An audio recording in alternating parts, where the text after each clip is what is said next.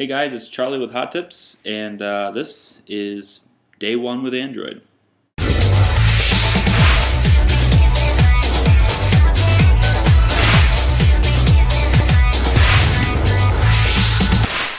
Okay, so first I'm going to talk about the user interface differences because that's the most prominent to me. It's obviously a little different than the iPhone, kinda. There's still icons on the home screen, which I know I'm good with that. I'm used to that, duh. I have all my basic social networking apps still. I've set up Facebook, Twitter, Google+, and I have Skype on here too. I'm a little bit upset, but I knew it was going to happen. I'm a little bit upset that I don't have iMessage. I've been using that constantly. It's an amazing little thing to have handy because, like I said, I don't have a texting plan with my carrier. So I was really excited about being able to use the stock messaging app with free texting to my other friends with iPhones. And most of the friends that I communicate with my phone have iPhones.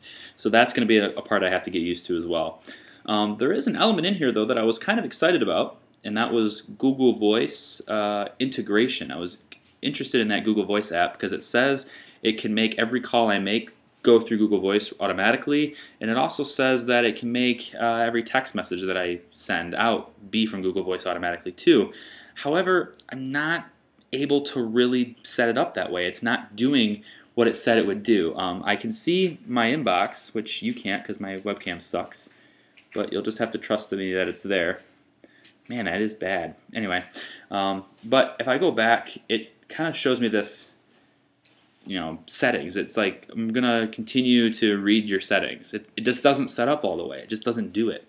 And I've uninstalled and reinstalled, and I've tried to look on the internet and how to do it right, and it doesn't seem to be working for me. So maybe that's a downside.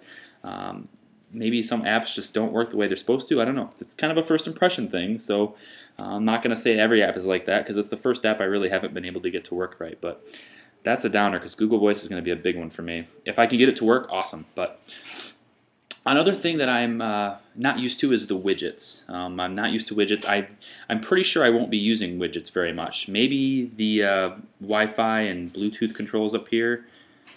Man, I wish my webcam was better, but you can kind of see them. Yeah, there's widgets here, and I'm not really used to this, but there's a weather widget, there's a Google search widget, and there is the social networking widget at the top, which, if you could see it right, which I don't think you can. I need to get a different webcam. Anyway, that is also there. There are some elements to the widget that I like, though. For starters, and I really can't show this to you, but it integrated all of my social networks together into the phone. I do like that. I can swipe between these and see different updates from different networks. There are different friends that posts on Facebook, different tweets from the people I follow, etc. I don't like the fact that I have to swivel through cards one at a time.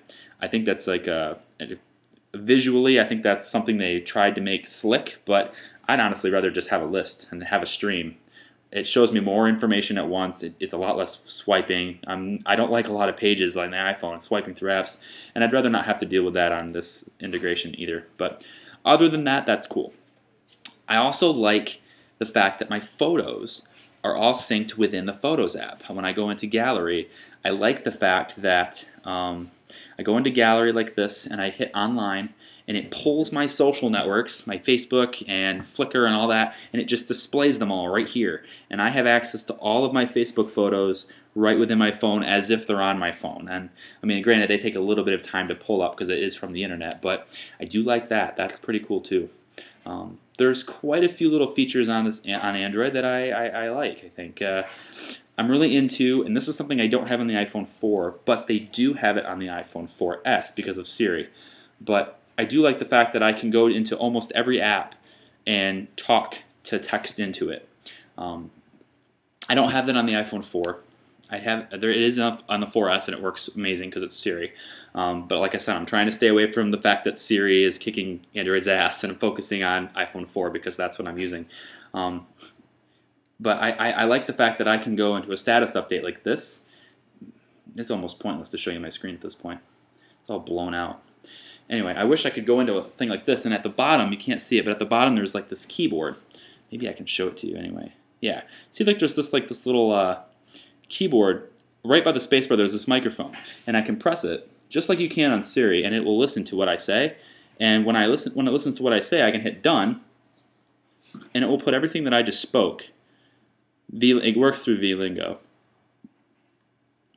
I think it will put through everything I just spoke. Yeah, and everything I just spoke then ends up in the status field. Man, up there. So I think that's kind of cool, and in this sense, in this way, I can do status updates with my voice. I can communicate on comments in Facebook with my voice. I can tweet people with my voice. I can send emails with my voice. I can do everything I could normally do a keyboard for. I can speak. So that's a huge plus. Now, granted, it is on the iPhone 4S, so if you are debating whether or not you should get an Android or an iPhone at this point, 4S is still winning, or at least still the same in that category. But as far as iPhone 4 goes, and my experiences with the iPhone, it's up, number one. That's a big feature there. So that's my first impressions right now. Some downers, the camera, I don't like it at all. I think the user interface for the camera is very not friendly to me, although it does allow you to have special effects for photos before you take the shot. So you can like set black and white, sepia tone. You can do like this fluorescent thing. But the quality of the camera, at least on this Atrix, is not up to par at all. It's not. I don't know. I don't even know what megapixel it's supposed to be. I think it's 8. It might be 5, but it's crap. It's crap. And the calendar app too. Again, Google's calendar app on the Android is a joke. I hate this. I don't think I'll even use it. It's terrible. But other than that, I think for first impressions, just for my first video, I think that's the first impressions I have of it. So I'd love to hear what you think in the comments below, and I will continue to, I guess, live the Android experience for a little bit. Goods and bads, but like I said, as it integrates into my life and as I use it, we'll find out which side wins, good or bad.